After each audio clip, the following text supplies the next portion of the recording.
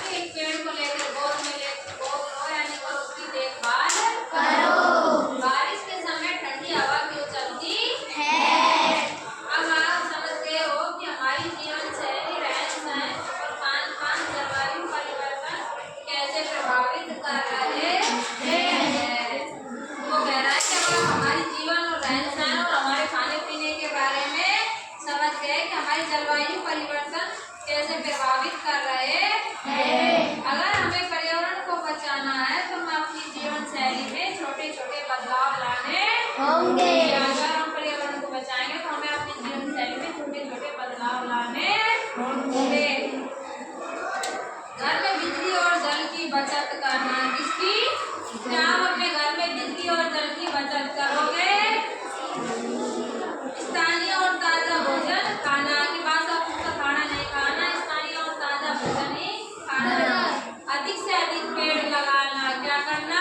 अधिक से अधिक पेड़ लगाना। आवश्यकता से अधिक वस्तुएं नहीं खरीदना। जितनी आपको आवश्यकता हो उतनी आप कोई सामान या कोई वस्तु को खरीदे। याद रखो, यदि हम सभी पर्यावरण का संरक्षण का थोड़ा थोड़ा प्रयास करें तो हम जलवायु परिवर्तन को रोक सकते हैं और अपनी पृथ्वी को बचा सकते हैं। वर्गीकरण सही समझ के रखी। नीचे दी गई विषय वस्तु पर्यावरण के अनुकूल और पर्यावरण के प्रतिकूल दो समूहों में वर्गीकृत है। पैकिंग वाला भोजन या मिट्टी का घर। एयर कंडीशनर का उपयोग करते हैं ना। स्थानीय बाजार से खरीदारी। अधिक बिजली खर्च करना। साइकिल का उपयोग। आप समझ गए हो कि जलवायु परिवर्तन और हमारी जीवन शैली के बीच गहरा संबंध है। यदि हमें पर्यावरण को बचाना है तो हमें अपने दैनिक जीवन में छोटे छोटे बदलाव करने होंगे।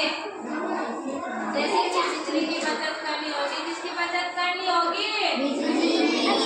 बिजली की। स्थानीय भोजन का सेवन। कैसे भोजन का? स्थानीय जो आपके घर में हो उसी को बनाना, यानी कि बाहर की चीजों का प्रयोग नहीं करना। अधिक